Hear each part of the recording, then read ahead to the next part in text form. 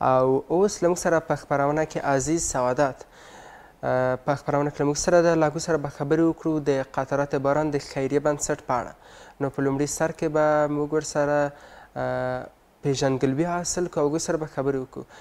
سعادت صاحب سلامونه نیکې هیلې، سهار مو پخیر. سلامونه تاسو ته، ستاسو محترمو لیدونکو او کتونکو ته. الله دې وکړي چې ټول جوړ وغیاست او یو ښه سهار هم پیل کړی اوسي. علیکم سلام، ډېره زیاته مننه سعادت صاحب چې د معروف سهار په خپرونه کې مو حضور پیدا کړ. که په لومړي سر کې تاسو خپل ځان موږ ته راوپېژنئ ډېر به ښه سي. قربان.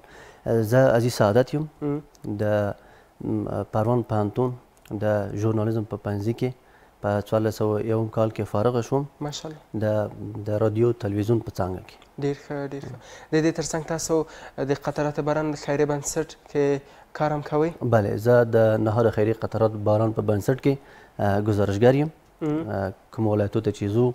یا په کابل کې یا درنه په نورو ولایتو کې کله چې زموږ همکاران ځي زه ورسره یم د ګزارش په بڼه کې هلته مرسته کوم. کوم برنامې چې لرو نو د ګزارش بخش د ما مربوط کیږي. سعادت صاحب مخکې له دې سره راسو د قطرات باران د خیریه بنسټ په اړه خبرې وکړو. راځو ستاسو مسلک په اړه خبرې کوو. موږ په نړۍ کې ډېر مسلکونه لرو، لکه طبي مسلک ده، تعلیمي مسلک ده. تاسو ولې راغلی دا مسلکونه مو پرېښودل، راغلی ژورنالیزم مو انتخاب کړ؟ دلیل څه و؟ ډېر ښه سوال دی جناب نیازی صاحب. داسې یو خبره ده چې کوم خلک چې هر رشتې ته چې علاقه ولري بیا غواړي چې ما خپل هدف ته ورسېږي. زه ډېر کوچنی وم، د مکتب په دوران کې تقریبا په 9م ښوونځي کې وم چې علاقه مې پیدا شوه چې زه باید ژورنالیزم انتخاب کړم. ډېر ښه. او کله چې ما خپل ښوونځی پای ته ورساوه هم د کانکور ازموینې ته مې لار پیدا کړه. اندام 15 انتخاب به و، باید هغه وخت چې موږ د کانکور ازموینه ورکوله باید 15 انتخاب هم درلودل. ما په کل کې همدغه 15 انتخاب درلودل چې هغه ټول ژورنالیزم و او خوشبختانه خپل مسلک چې ژورنالیزم علاقه وه ورته کامیابه شلم. دا چې دولتي پوهنتون مې ویلې د علاقه مې زیاته وه، په څنګ کې مې شخصي پوهنتون هم همدغه څانګه کې ویلې چې ژورنالیزم بخش. ډېر ښه، تاسو بریالي اوسئ سعادت صاحب. اوس راځو د قطرات باران د خیریه بنسټ په اړه خبرې کوو. دغه نهاد څه وخت جوړ شو، ولې جوړ شو؟ ډېره مننه. په 1401 کال کې موږ دا بنسټ چې خیریه قطرات باران دی تهداب یې کېښودلی شو چې جناب زموږ خپل رئیس صاحب جناب ډاکټر صاحب رحمان الدین مبشر اوس نشته دی، هغه بهر ته تللی دی د دکترا لپاره. نو دا وغوښتل کومه خلک چې بې وضاحته دي او مرستې ته اړمن دي باید مرسته وشي. جناب ډاکټر صاحب او نورو ملګرو یې دې ته پرېکړه وکړه چې موږ یو بنسټ باید کېښودلی شي، د خیریه بنسټ چې وکولی شو د هغه خلکو چې اړمن دي او مرستې ته ضرورت لري هغه لپاره مرسته وکړي. نو دا بنسټ موږ کېښودو او فعالیتونه شروع کړ په 1401 کال کې. ماشاءالله ډېر ښه. الله تعالی تاسو څخه هم راضي اوسي، ستاسو له محترم رئیس صاحب څخه. ګرانو هېوادوالو، کوم وخت چې موږ د دې وړتیا لرو چې یو کس سره مرسته وکړو نو راځئ یو بل ته لاس ورکړو او هغوی سره مرسته وکړو. هم به الله تعالی له موږ څخه راضي اوسیږي او هم دغه اړمن خلک. او الله تعالی د له سعادت صاحب څخه او د دوی محترمو همکارانو څخه راضي اوسي چې دوی راځي په دغه شرایطو کې په دغه اوضاع کې راځي خدمت کوي زموږ هېوادوالو ته. سعادت صاحب اساسي موخه د دې خیریه بنسټ څه وه او کومو بخشونو کومو برخو کې دا کار کوي؟ ډېر ښه. د موږ خو اساسي موخه دا ده چې وکولی شو هغه خلک هغه هېوادوال چې مرستې ته اړمن دي او مرستې ضرورت لري هغه دپاره یو لاسنیوی وکړو. او هغه خلک چې ځوانان چې نشي کولی خپل تحصیل ته ادامه ورکړي د فقر د لحاظ نه یا هغه کوم مشکلاتونه چې د هغه په لاره کې دي هغه لپاره موږ وشو کولی یو لاسنیوی وکړو. هغه یتیمان چې د زده کړې نه محرومه دي د هغو لاسنیوی وکړو او وشو کولی زده کړو ته یې هغه مصارف چې دي او کومه ضرورتونه چې دي موږ یې ورته مهیا کړو هغه وکولی شي خپل زده کړې ادامه ورکړي او خپل هدف ته ورسیږي. او ډېر خلک دي متاسفانه په خپل هیواد کې چې مرستو ته ضرورت لري نو د لپاره موږ وشو کولی د هغو لاسنیوی وکړو او هغو ته مرسته وکړو او انشاءالله چې یو زموږ مسؤلیت د خدای په مخه او د هیوادوالو په مخه ادا شي. ډېر ښه. الله تعالی تاسو ښه راضي اوسه، الله تعالی تاسو سره مرسته وکړي چې دغه موخې تاسو ټاکلي الله تعالی تاسو سره مرسته وکړي چې دغه موخو ته لاسرسی پیدا کړي. سعادت صاحب راسئ د دې خیریه بنسټ په اړه خبرې وکړئ. کومې ښېګڼې کومې ځانګړتیاوې دغه خیریه بنسټ لري او نور نهادونه یې نه لري؟ جناب نیازی صاحب داسې یوه خبره ده چې هر نهاد خپل هڅه کوي دقیقا چې هیوادوالو ته مرسته وکړي. کومه ښېګڼې چې د موږ بنسټ د نورو بنسټونو څخه لري هغه ټیم چې د نهاد کې کار کوي ټول وګړي متخصص او متعهد دي ماشاءالله هم تخصص لري او هم تعهد لري کومه امانتداریانې چې موږ ته د دې نهاد ته ورکول کېږي د هغو شتمنو هیوادوالو د طریقه چې موږ وشو کولی خپل هیوادوالو ته مرسته وکړو په ښه وجه موږ کولی شو انشاءالله چې په خاطر د چې موږ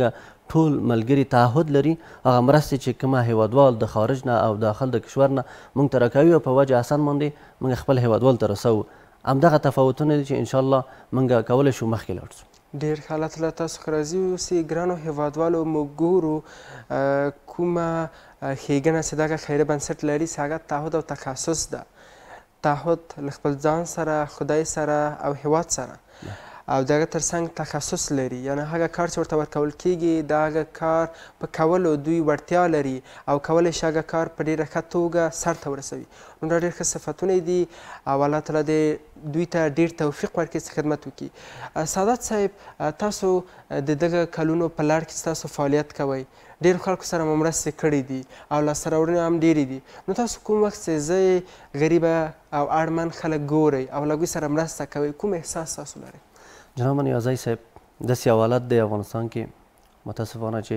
کله چې موږ ورځو خپل مرستې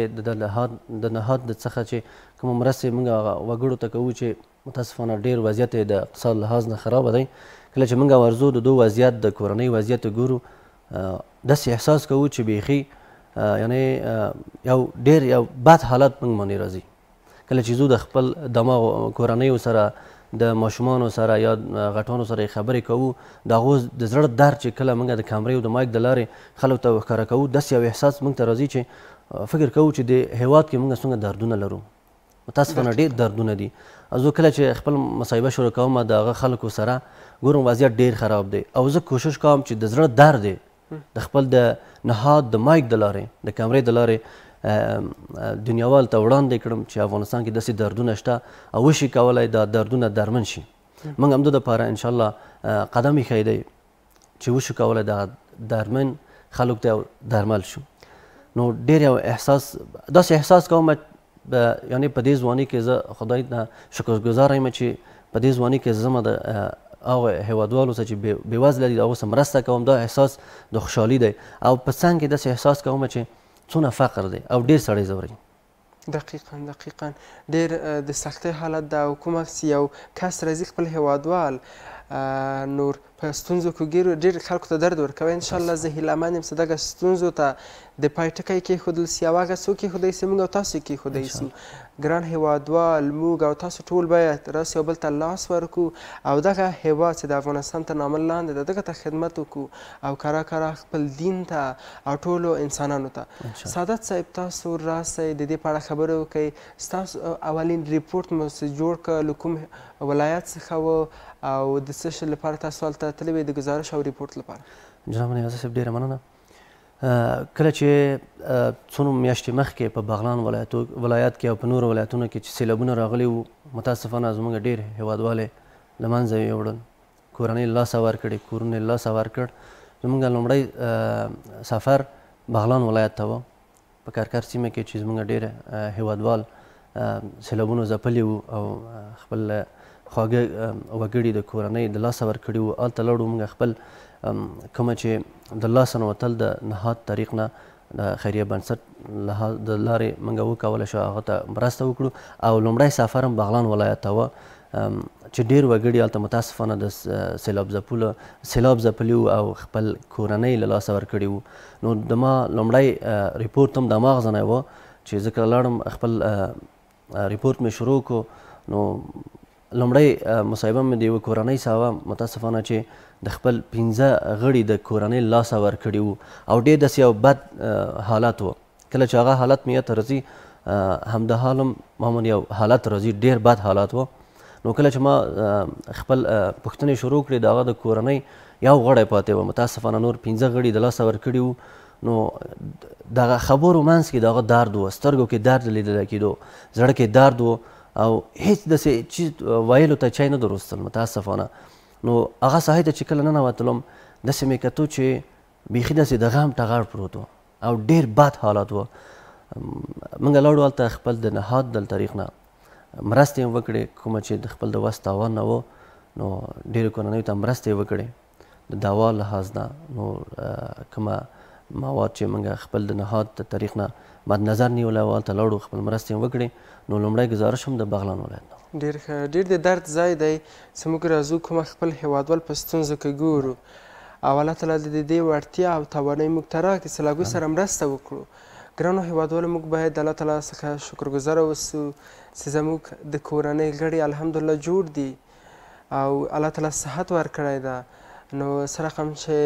سعادت صاحب ویلې هغه کورنۍ چې شپږ غړي یې درلودل پنځه غړو یې خپل ژوند له لاسه ورکړی و یو غړی پاته و ډېر د درد حالت دی او ګرانو هېوادوالو دغه هېوادوال او هغه خلک چې اړتیا لري او اړمن خلک دي نو راشئ چې موږ یې لاس ونیسو دغسې خیریه بنسټونه چې دي موږ ورسره مرسته وکړو د خدای د رضا لپاره نو سعادت صاحب ډېره ترخه قصه چې تاسو ورسره مخ شوي یاستئ واقع سره مخ شوي یاستئ د دغه کومکونو په لړ کې تاسو موږ ته کولی شئ دغه قصه وکړئ جناب نیازی صاحب کله چې د هیواد دردونه ګورې د هیوادوالو دردونه ګورې ټولې ترخه خاطره ده متاسفانه ځکه د موږ هیوادوال د خوږ ژوند نه تریخ ژوند ډېر سره مخامخ دی کله چې ځو موږ خپل مرستې کوو هغه هیوادوالو څه چې اړین دی هغه ته باید مرستې وشي کله چې موږ خپل راپور یا ګزارش شروع کوو نو هغوی د خپل د زړه درد موږ ته بیانوي اول همدا چې کله زه بغلان ته لاړم یو هغه کورنۍ وه چې 15 غړي د لاسه ورکړي وو یو بل ځوان هلک و هغه مسه مخامخ شو زه یې ودرولم ما ته یې ویلې چې ما خپل ورور د لاسه ورکړی متاسفانه وایم ما خپل ورور د لاسه ورکړی نه مړی معلوم دی او نه ژوند او سیلاب ما نه ویوړو کله چې دا ما کېنه ورسه مې خپله خبره شروع کړه مصاحبه مې شروع کړه متاسفانه چې د خبر نه ډېر هغه ژړلی ترخه خطره ما هغه مال ته وه چې ما ته مخ شله او دردونه شته موږ هېواد کې نو دې لپاره یو مرهم شو باید دقیقا لاسو یا بل لاس ونیسو دا هېوادوال ډېر نیاز لري چې مرسته ورسره وشي نو دردونه ډېر دي نیازی صاحب سعادت صاحب تاسو کومک چې دغه نهاد ته راغلی او د دغه کومکونو او مرستو لړۍ مو پیل کړه نو تاسو په مجموع کې کومو ولایتونو ته سفر کړی تللی یاست نیازی صاحب موږ خو لومړی سفر زه چې کله راغلم یو کال کېږي چې زه راغلم د نهاد ته نو غواړم چې خپل هېوادوال ته مرسته وکړم لومړی سفر هماغه و چې لاړم بغلان ته او نور ملس هم د خپل کابل ولایت کې دي د ولسوالیانو ته یې ځو خپل ښار کې کومه هېوادوالو چې مرستې ته ضرورت لري د هغو لپاره د خپل کابل کې خپل فعالیتونه شته نو نورو ولایتو ته هم داسې سفر نه دی کړی نو په آینده کې اندو نږدې ورځو کې پنجشیر ولایت ته ځو متاسفانه چې دغه پرون کوم سیلابونه چې راغلي موږ ډېر هېوادوالې زیانمن کړي دي او مرستې ته ضرورت لري د لپاره موږ پلان دی انشاءالله په نږدې وخت کې پنجشیر ولایت ته ځو د خیره انشاءالله الله تعالی تاسو نور توفیق هم درکړي او هیلهمند یم هغه هېوادوال چې د دې وړتیا او توانایي لري وکولی شي تاسو سره مرسته وکړي سعادت صاحب تاسو څه رقم څه ویلې افغانستان هغه هېواد ده چې ستونزې لري او انشاءالله موږ هیلهمند یو او کار هم کوو دغه ستونزې حل شي یوه ورځ انشاءالله تاسو په نظر د دغسې خیریه بنسټونو موجودیت او شتونوالی په یو داسې هېواد کې آیا کولی سي مؤثر او مفیده اوسي که نه جناب نیازی صاحب سل په سلو دردونه ما لومبی مخکې مې اشاره وکړه چې دردونه زښته ډېر دي د درد لپاره باید مرهم شو نو موږ وکولی شو هر یو د خپل په وس تاوان کې خپل دردمن هېوادوالو ته مرسته وکړي که زه 10 نفرو ته مرسته وکړم تش کولی شي چې 15 نفرو ته مرسته وکړي یا بل نهاد راشي 10 نفرو ته مرسته وکړي همداسې کولی شو چې حد اقل یو 50 سلنه خو خپل هېوادوالو ته مستفید واقع شو او مرسته وکړو او ډېر مفید دی دا بنسټونه چې په واقعیت کې وکولی شي په تعهد سره خپل مرستې وکړي او هغه امانتونه چې ورته تسلیم شوي دي تعهد ولري په ښه وجه ورسوي انشاءالله چې ښه نتیجه ورکړي انشاءالله زه هیله منده یم سعادت صاحب تاسو د قطرات باران د خیریه بنسټ راتلونکی څرنګه ارزوئ؟ آیا د دغه خیریه بنسټ راتلونکی به روښانه وي او کوم پلانونه ستاسو د راتلونکي لپاره لرئ؟ جناب نیازی صاحب زموږ کومه کارمندان چې په تعهد او تخصص سره مخکې ځي نو زه د دې قطراتو باران آینده زه ډېره ښه روښانه ګورم چې ټول د خدای رضا لپاره کار کوو او شخصي هدف نه لرو، ټول به د خدای لپاره او د هیوادوالو لپاره کار کوو او دا به ښه یوه روښانه آینده ولري او موږ وکولی شو چې د هغو هیوادوالو چې شتمن دي د هیواد په دننه او بیرون د هغو اعتبار ترلاسه کړو تر څو وکولی شو خپل هیوادوالو ته مرسته وکړو او کومه هدفونه او پلانونه چې نور لرو اوس چې کومه موږ هدفونه په لاس کې دي ورسره کار کوو، هغه د ښوونیز مرکزونه ایجادول دي چې خوشبختانه موږ وشو کولی د همدغې په نامه د قطرات باران په نامه موږ یو ښوونیز مرکز په سرای شمالي ساحه کې د چمن په سرک کې موږ پرانیستو او نور ښوونیز مرکزو سره موږ مرستې کوو او هغه یتیمان او بېبازاته شاګردان چې دي خپل د مصارف نشي پوره کولی د هغو لپاره موږ مرسته کوو،